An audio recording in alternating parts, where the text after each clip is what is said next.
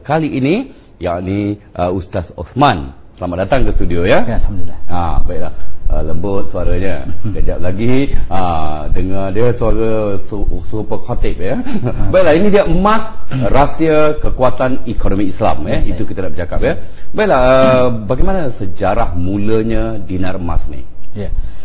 Bila kita bercakap soal dinar emas, mau tak mau kita kena bercakap juga permulaan sistem keuangan Islam. Di zaman Rasulullah sallallahu alaihi wasallam memang Rasulullah memperkenalkan dinar. Dan pada zaman Umar pun diperkemaskan lagi dinar ini. Sebagai contohlah, 1 dinar emas maka keberatannya memang standard seluruh dunia. Sekarang ni ialah 4.25 gram.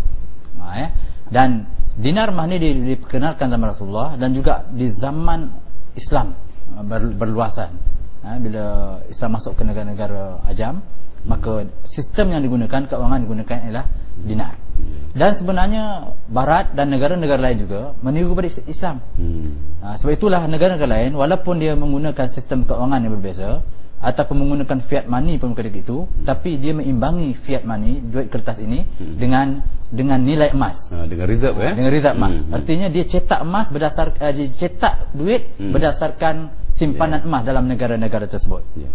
Jadi yang memulakan fiat money ialah Amerika. Nota, menggunakan nota duit. Tetapi pada itu pun Amerika juga mengeluarkan duit berdasarkan simpanan emas dalam negara tersebut. Jadi artinya masa itu Amerika patuh kepada amalan lazim dunia amalan dunia dan juga amalan dalam negara Islam sendiri. Dan apabila yang berubah ni ialah pada tahun 68, apabila Amerika dia terlibat dengan banyak peperangan, akhirnya dia banyak perlu kepada duit. Maka dicetaklah duit itu dengan memisahkan dirinya dengan reserve emas. Dan ini saya nak cerita, bermula daripada memisahkan dengan emas, maka sebab itulah dolar Amerika akan jatuh. Europe nak keluar dari sistem dolar pun, dia keluarkan mata wang dia, Europe, dia juga akan jatuh. Yang tak jatuh ialah emas. Maka sebab itulah Nabi benar-benar mengatakan dalam satu hadis, dia kata satu masa nanti semua yang tidak bernilai, yang menilai ialah emas dan perak dan dinar. Sistem keuangan Islam. Alhamdulillah, bagi mereka yang sezaman dengan saya ataupun sezaman dengan bapa saya akan ingat pada satu masa dulu di Melaya, duit kita ni dipanggil daun pisang. Nilai dia jaga-jaga. Jadi bagaimana kita nak meyakinkan kepimpinan dunia bahawa betapa pentingnya, khususnya di Malaysia ini, berkenaan dengan emas ini sebagai rahsia kekuatan ekonomi Islam. Kita perhatikan dinar emas ni pernah disuarakan di Malaysia dan kita memberi sambutan sokongan sepenuhnya. Dan apabila Kelantan memulakan amalan pertukaran emas dalam urus niaga dia, TV Selangor adalah di antara yang mula sekali bercakap mengenai aspek ini. Bagaimana pandangan Ustaz Osman? Ya, sebenarnya kita telah menyaksikan kejatuhan fiat money. Dolar Amerika yang dianggap sebagai kuat, mata wang yang kuat, dijatuh dan tak bangkit-bangkit lah, dan tak akan bangkit. Dalam hal ini saya nak cerita, dia sebenarnya memang satu perancangan Yahudi. Yahudi bila memperkenalkan fiat money dan fiat money akan tersungkur, maka Yahudi akan mengalihkan mata wang ataupun keuangan ini dalam bentuk digital money. Yang kita pakai kad-kad ni, sebenarnya ini satu cara Yahudi nak kontrol maklumat kita. Sebab ini kita guna ni kad-kad ni, Mastercard dan sebagainya, semua maklumat kita dapat sampai ke Yahudi. Itu dia. Jadi bila kita kembali kepada dinar, dengan menyimpan emas dan dinar, orang tak tahu kekuatan kita. Tapi kalau kita simpan duit dalam bank, pakai Mastercard, orang tahu berapa banyak jutawan orang Islam dalam Malaysia ni. Tapi kita simpan emas, tidak akan dapat dikesan. Dan kita telah dapat buktikan bahawa fiat money yang kita amalkan ini memang akan jatuh. Dan pengalaman kita yang disebut dengan zaman Jepun, bila kita perlu duit, kita cetak duit semau kita. Bila cetak duit ni dia kadar dia setahun ni ada ke inflasi dia 4%. Itu kadar biasa. Ambil kira kira. Dan kalau kita lambatkan duit, inflasinya lagi dinamakan hyperinflasi. Kejatuhan nilainya cukup kuat. Kita boleh tengok di Zimbabwe, duitnya dulu lebih kuat daripada dolar. Sehingga satu dolar Zimbabwe itu ialah 1.24 dolar Amerika. Tetapi sekarang Ada merudum. Ditunjukkan surat khabar. Ya. 5,0000 penuh satu surat khabar untuk mendapat 3 butir telur. Itu nak beli telur kena bawa ini. Itu dia. Dan sekarang kita lihat Zimbabwe ni, rakyat dia nak cari seketul buku roti, dia terpaksa mencari 0.01 gram emas. Yang bernilai lebih kurang RM13 Malaysia. Untuk dia kena cari emas untuk mendapatkan kerana duitnya sudah tidak ada nilai lagi. Banyak kalau di Malaysia zaman Jepun lah dicetak semuanya, maka merosot. Saya nak cerita sikit. Silakan. Secara mudahnya, duit memang merosot.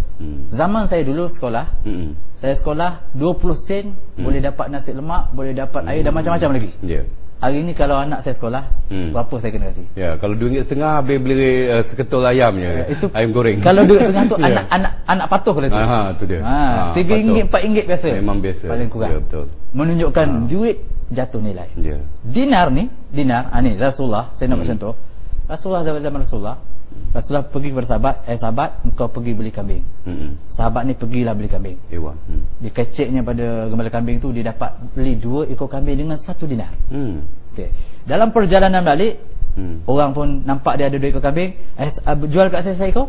Sahabat ni jual dengan 1 dinar. Dah untung dah. Dah untung kan?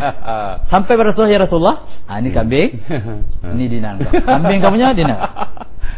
Maka Rasulullah kata, macam mana kau buat? Dia ceritalah begitu-begitu. Maka kata Rasulullah, beruntunglah orang berniaga dengan dinar. Saya nak quote di sini betapa pentingnya sabda Rasulullah. Sabda Rasulullah SAW. Ini satu sabda Rasulullah.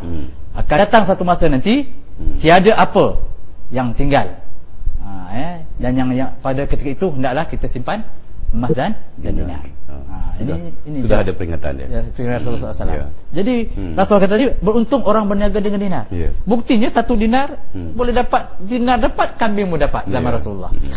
Nabi bila bercakap, dia disebut jawami'ul kalim, perkataan yang padat, yang pendek tapi banyak huraian. Kita tak boleh terima secara itu je. Kita terima, kena dikaji. Kena kaji. Saya nak buat satu contoh. Silakan.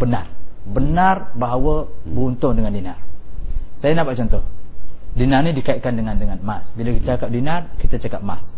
Dinar hari ni, harga dia kalau hari ni meningkat sampai 647 ringgit satu dinar. Minggu lepas RM625. Cepat je. Sudah ada perbezaan harga. Dan boleh dikatakan tahun lepas harga dinar 500 lebih. Sekarang dah 600 lebih. Tahun depan insya-Allah 700 lebih. Bermakna ni dia punya kiraan dia.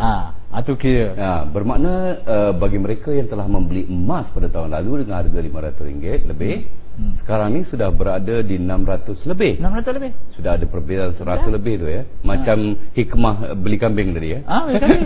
Nampak tak? 1 dinar dapat 2 ekor, jual 1 ekor dapat lagi 1 dinar. Lagi. Bayangkan dan perkataan. Ada seorang sahabat kita di Jenderam, di Selangor. Jenderam. Dia buat perniagaan kambing. Dia cuma terima dinar je. Pandai. Dinar saja. Dia tak pakai ringgit, dinar. Satu kambing amat bijaksana. Siapakah nama dia? Cik Jamaluddin kan nama Cik Jamaluddin ya. Jom kita pergi jumpa bawa dinar pergi beli kambing. Cik Jamaluddin. Dia di Jenderam Jenderam. Ya. Dia pertama dia ikut sunnah dan menyebabkan keuntungan. Dah dapat keberkatan di situ.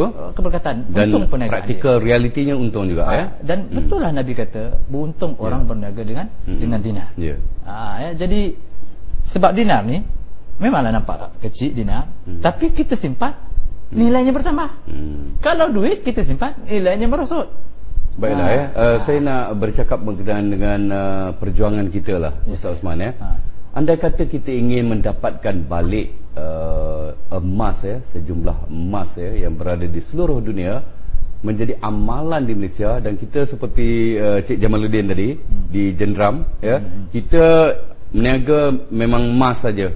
Kalau kita buatlah satu keputusan yang macam tu, contohnya di Selangor misalnya, jadi macam mana kita nak bawa balik emas tu ke Malaysia? Ada cara tak? Ya, sekarang ni mungkin lumbung emas di Malaysia saya tak pasti ada ke tak ada, tapi kalau ada mungkin jumlahnya sedikit. Maka mau tak mau kita perlu import emas daripada luar. Jadi apa yang berlaku begitulah bila kita ajak orang menyimpan emas, kalau kita tak cukup, kita import daripada luar. Artinya kita membina kekuatan. Kita membina kekuatan. Sebab bila emas-emas daripada luar duduk di Malaysia, artinya kita jadi tempat emas. Lombok. Lombok emas. Walaupun dia dalam bentuk yang telah di packaging seperti ini kan. Orang kita pakai. Jadi tidak ada ruginya kita import pun, sebab emas tu kita import dengan harga semasa. Bila disimpan dalam negara Malaysia, 5 tahun akan datang, 10 tahun akan datang, dia nilai tinggi. Okey, pengalaman Ustaz Osman pernah atau tidak sampai satu ketika bahawa nilai emas tu dia turun? Kalau turun, berapa jarak dia? Emas ni, saya itu nak cerita rahsia emas. Satu logam yang cukup rahsia emas ni. Yang orang tak gali lagi. Kalau Allah dah cakap kan, contohnya Allah berfirman dalam Quran, walladzina yaknizuna adh-dhahaba wal fiddata wa la yunfiquna fi sabilillahi fabashshirhum bi'adzabin alim. Dalam bab zakat ni, orang yang menyimpan emas dan perak, tidak belanja kepada jalan Allah, maka beri berita gembira pada dia, azab yang pedih. Maksud orang tak bayar zakat. Kita faham, kita faham ayat ni tentang zakat. Tapi kita kena faham lebih jauh pada itu. Betul. Dalam banyak kekayaan, Allah cuma cepat zahab wal fiddah, emas dan perak. Allah tak cakap hartanah, Allah tak cakap banglo, kereta, banyak harta kan. Tapi Allah cakap emas, logam ni Kenapa? Sudah tentulah kita kena fikir ada rahsia di sana. Baiklah. Orang di dunia ni kan, kalau kita main bola, apa nak carinya? Gol. Lagi pingat pun nak. Pingat emas. Nampak tak? Kalau orang kahwin, orang kahwin pun nak emas juga. Mas kahwin. Semua nak emas. Sampai ke syurga pun. Allah kasih bisihafin min zahab. Pinggan mangkuk daripada emas dan perak. Memang kesukaan sampai ke akhir. Daripada sampai abadi lah. Sampai ke akhirat cerita emas. Mesti kita fikir. Betul. Jadi itulah merujuk soalan tadi kan. Kalaulah kita tengok emas ni ada turun naik tak? Memang ada turun naik. Tetapi kalau kita tengok graf, graf ni dia berkocak, dia turun. Tetapi dia akan naik, dia turun, dia naik. Dia akan naik. Dia akan naik graf tu. Dalam tu pun dia naik. Naik. Yalah. Datuk Saleh Majid, pengurusi bursa saham kan. Dia kata pelaburan yang menguntungkan ialah emas. Tapi kefahaman orang Islam sangat rendah tentang pelaburan emas, tentang simpanan emas. Dia kata 5 tahun lalu dia punya kenaikan emas ialah 250%. 5 tahun lalu. Berarti setahun 50%. Ini sekurang-kurangnya, makan lebih lagi.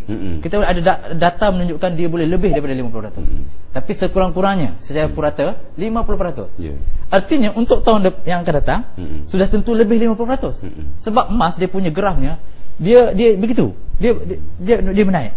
Walaupun di tengah-tengah tu ada turun. Turun tu ada rahsia. Rahsianya masa